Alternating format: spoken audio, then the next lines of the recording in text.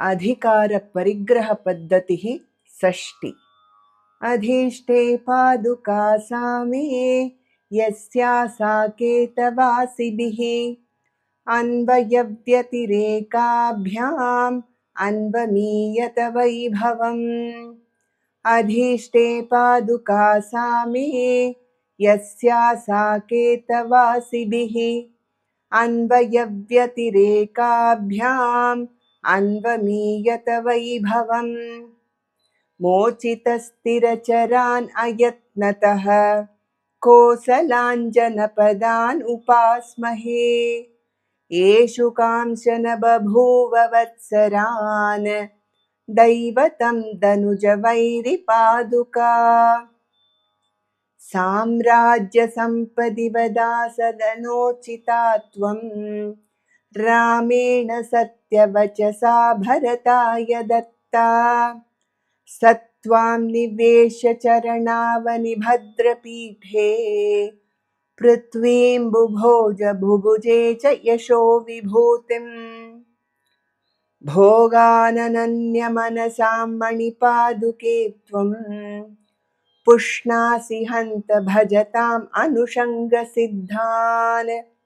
तेनैव नूनम् अभवत् भरतस्य साधोः अप्रार्थितं तदिह राज्यम् अवर्जनीयम्। रामप्रयाणजनितं व्यपनीय शोकम् रत्नासने स्थितवती मणिपादरक्षे।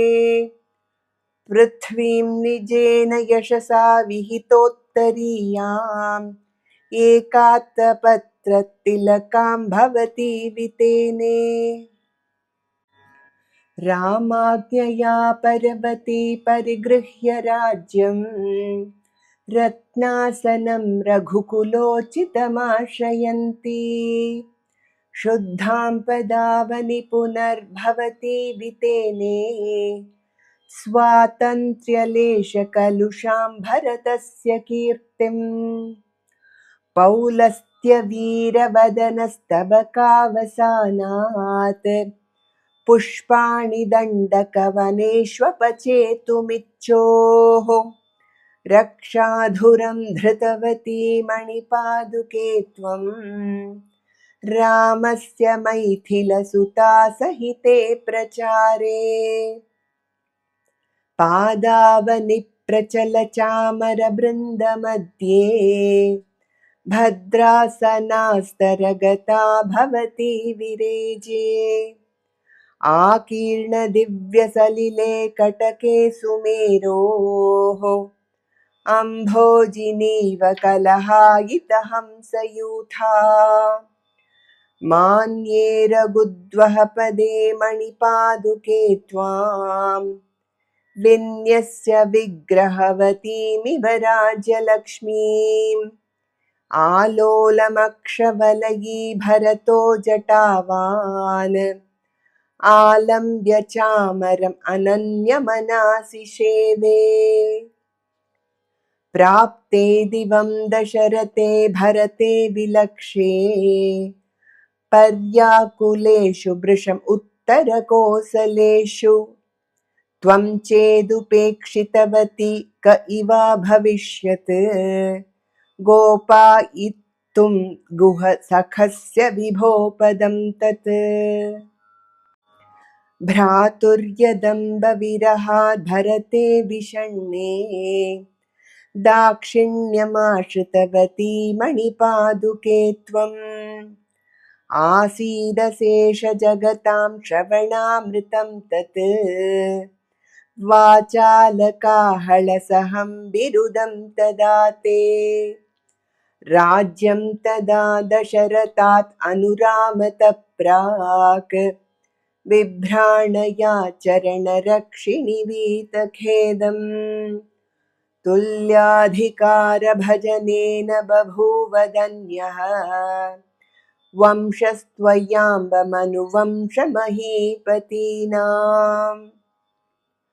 वर्षाणि तानि वृषलो न तपांसि तेऽपि बालो न कश्चिदपि मृत्युवशं जगाम।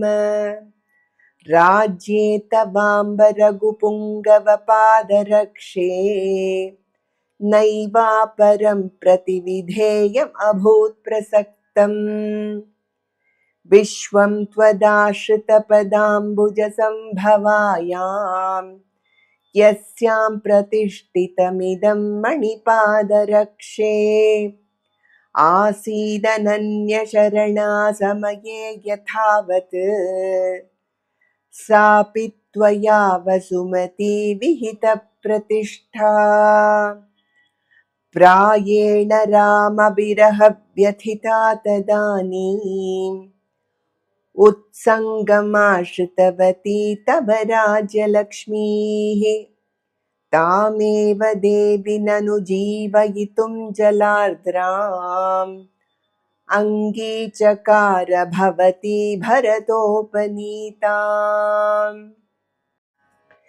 वीरव्रतप्रणयिनी प्रथमे रघूणाम् प्राप्ते चिराय भरते व्रतमासिधारम् त्यक्त्वा पदावनि तदा विविधान् विहारान् एकासिका व्रतम् अपूर्वम् अवर्तयस्त्वम् काकुत्स्थपादविरह प्रतिपन्नमौनाम्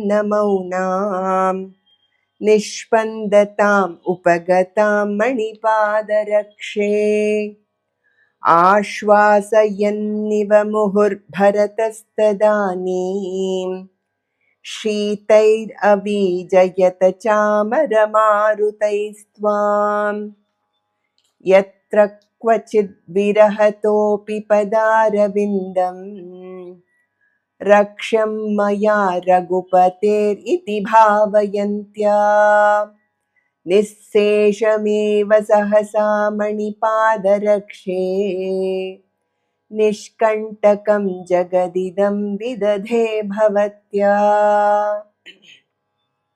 रामं त्वया विरहितं भरतं च तेन त्रातुं पदावनि तदा यदभूत् प्रतीतम् रामानुजस्य तव चाम्ब जगत्समस्तम् जागर्ति तेन खलु जागरणव्रतेन अन्तःपुरे परिजनैः समयोपयातैः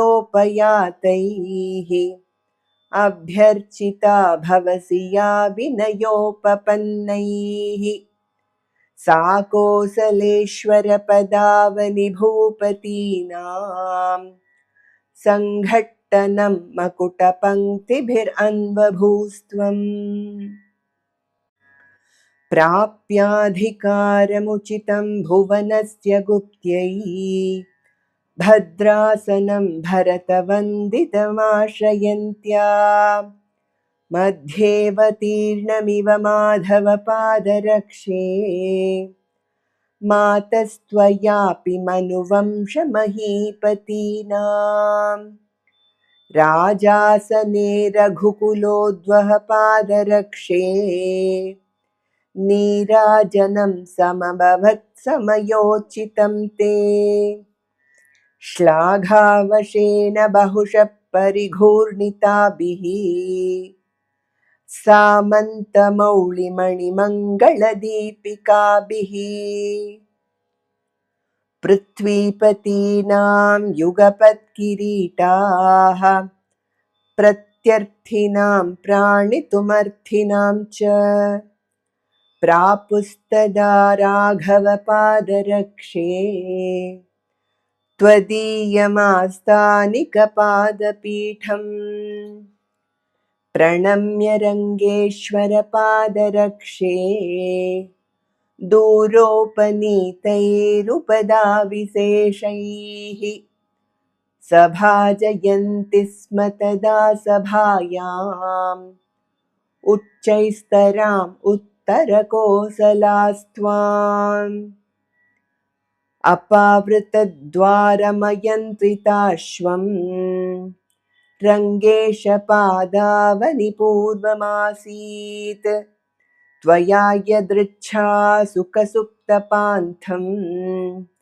रामे वनस्तेऽपि पदं रघूणाम् अनन्यभक्तिर्मणिपादुके त्वाम् अभ्यर्चयन् दाशरथिर्द्वितीयः विकल्प्यमानप्रथमेन कीर्त्या वन्द्यस्वयं व्योमसदां बभूव अरण्ययोग्यं पदमस्पृशन्ती रामस्य राजार्हपदे निविष्टा आस्थाननित्यासिकया निरास्तः स्वर्गौकसां स्वैरगतेर्विघातम् राजासने चेद्भवती निषण्णा रङ्गेशपादावनितन्न चित्रम् यत्राधिरूढाः क्रमशः पुरा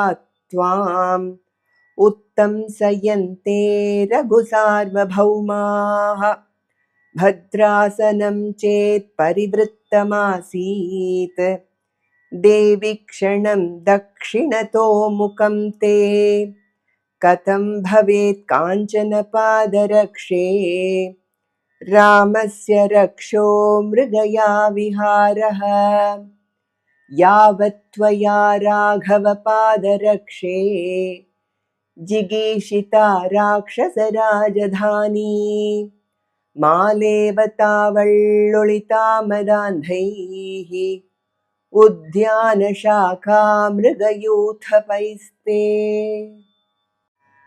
महीक्षितां राघवपादरक्षे भद्रासनस्तां भवतीं स्पृशन्तः पूर्वं तथा त्वे नियतेऽपि भूयः कल्याणताम् आनशिरे किरीटाः अनिच्छत पाण्डरमातपत्रं पित्रा वितीर्णं मणिपादरक्षे आसीत् त्वदर्थं विदृतेन तेन छाया समग्रा भरतस्य मौळौ